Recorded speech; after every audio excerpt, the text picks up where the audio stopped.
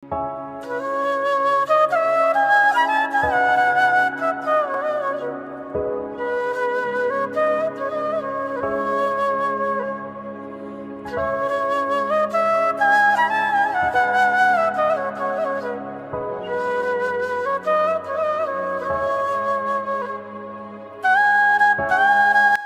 everyone, Assalamu alaikum. This is me Nusrat Jahan momo and welcome back to my channel. সবাই কেমন আছেন? কি অবস্থা? আশা করছি সবাই ভালো আছেন। আল্লাহ তাআলার অশেষ রহমতে আলহামদুলিল্লাহ আমরাও ভালো আছি। আবারও চলে এলাম নতুন একটি ব্লগ নিয়ে। আশা করছি আমার আজকের এই ব্লগটি আপনাদের কাছে ভালো লাগবে। আজকের ব্লগটা সকালের নাস্তা থেকে শুরু করেছি।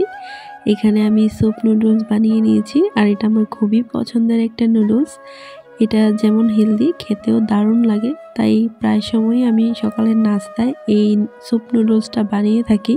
তো এই তো এখন নাস্তাটা শেষ করে তারপর দুপুরে রান্না করার জন্য চলে যাব। আর এই তো নাস্তা করে নিয়েছি, এখন চলে এলাম দুপুরে রান্না করার জন্য।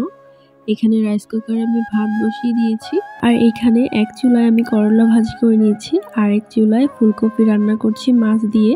ফুলকপিটা কিন্তু শীতকালীন সবজি, এটা কিন্তু শীতকালেই বেশি পাওয়া যায়। তো এইবারের শীতে এই প্রথম আজ আমি ফুলকপি রান্না করছি। অনেকদিন ধরেই হচ্ছে ফুলকপির তরকারিটা খেতে ইচ্ছে হচ্ছে, তো ফাইনালি আজ নিয়ে আসলো। তো আমি খুব যত্ন করে রান্নাটা করছি।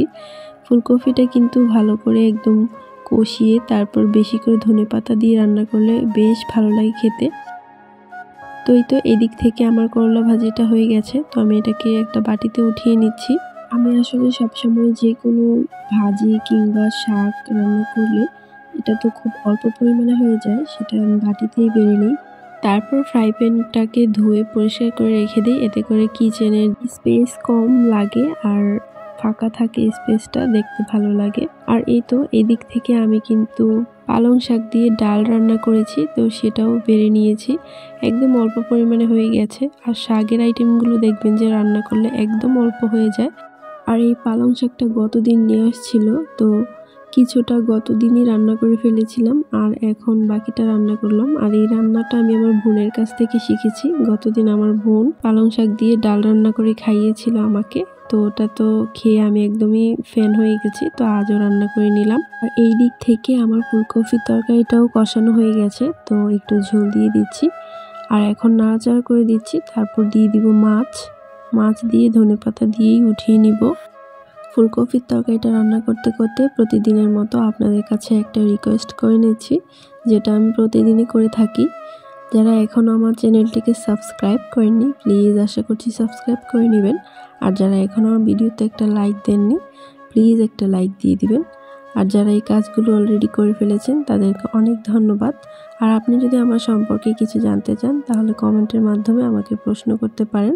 আর এই তো আমার কিন্তু ফুলকপির তরকারিটা হয়ে গেছে, ধনেপাতা দিয়ে দিচ্ছি আর ওই দিক থেকে একটা ডিম ভেজে নিচ্ছি, কারণ আমার বোন আসলে মাছ খায় না, তার জন্য ওর জন্য একটা ডিম ভেজে নিলাম।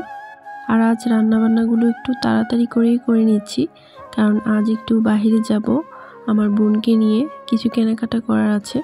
আর এই তো রান্নাবান্না প্রায় শেষ, তারপর রেডি সেডি হয়ে এখন চলে যাচ্ছি ফার্ম গেটে। আমাদের এইখান থেকে যেহেতু ফার্ম গেটটাই কাছে, ওইখানে ভালোই মার্কেট আছে, তো ওইখান থেকে কিছু কেনাকাটা করব। সেই সাথে আরএফএলের বেস্ট বাইতেও যাব, কি নতুন কালেকশন আসছে সেটা দেখার জন্য। আর যদি কিছু পছন্দ হয় তাহলে সেটাও নিয়ে আসব।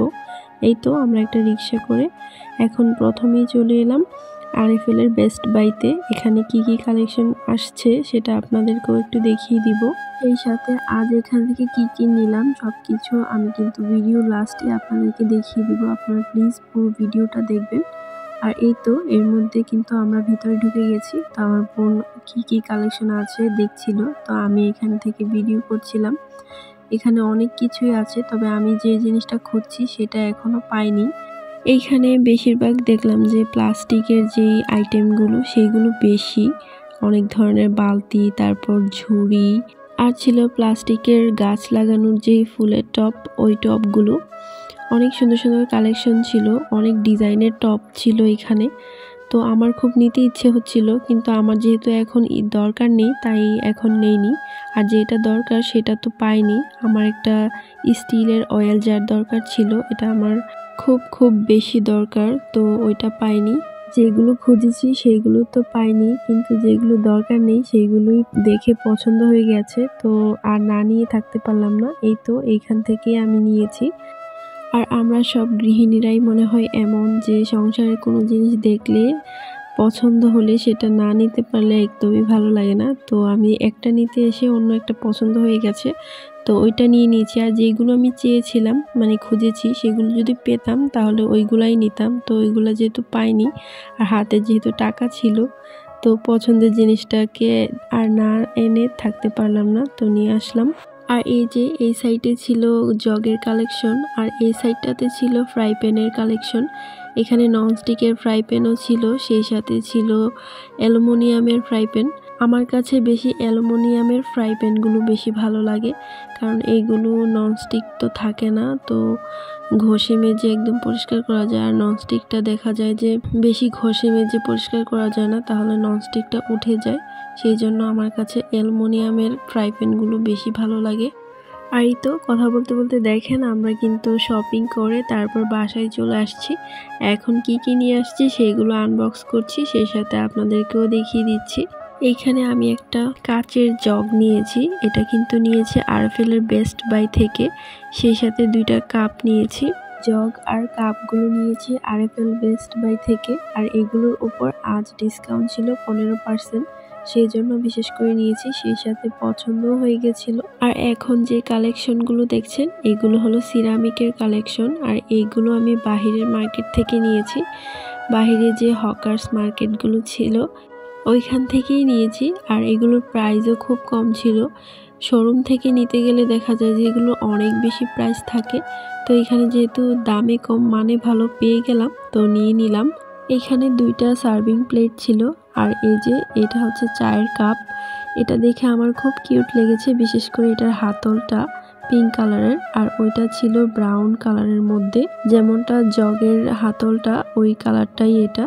এই যে এখানে প্রাইসটাও দেওয়া আছে, কিন্তু 15% ডিসকাউন্টে আমি আরো কিছু কম দামে নিতে পেরেছি। আর এই যে জগটা কেমন হয়েছে আপনারা কিন্তু কমেন্টে আমাকে জানাবেন। এই জগটা দেখে আমার খুব পছন্দ হয়েছে। এই রকমের বোতলও আছে কাচের, তো ইনশাল্লাহ আমার ইচ্ছা আছে যে ওই বোতলগুলোও নিয়ে আসবো একদিন। তো এখন এই যে এখানে আমি আরো একটা সিরামিকের কাপ নিয়েছি। এই সিরামিকের কাপগুলো আমার এত পছন্দ, আমার খুব মন চায় যে সব নিয়ে আসি। তো কিছু যেগুলো আমার বেশি ভালো লেগেছে সেইগুলোই নিয়েছি। আর এই যে এখানে একটা স্কোয়ার শেপের বাটি নিয়েছি।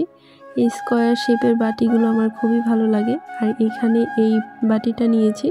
এই বাটিটা তো আরও বেশি সুন্দর ছিল, আর এই বাটিটার বিশেষ করে প্রিন্টটা আমার কাছে বেশি ভালো লেগেছে। তো এইগুলোই ছিল আজকের কেনাকাটা, আর আমার বোন কিছু কেনাকাটা করেছে। আর এই তো এটা দেখাতে আমি ভুলেই গেছি, এটা ছিল একটা সসের বাটি। এটা দেখে আমার আরও ভালো লেগে যায়, তো এটাও নিয়ে নিই।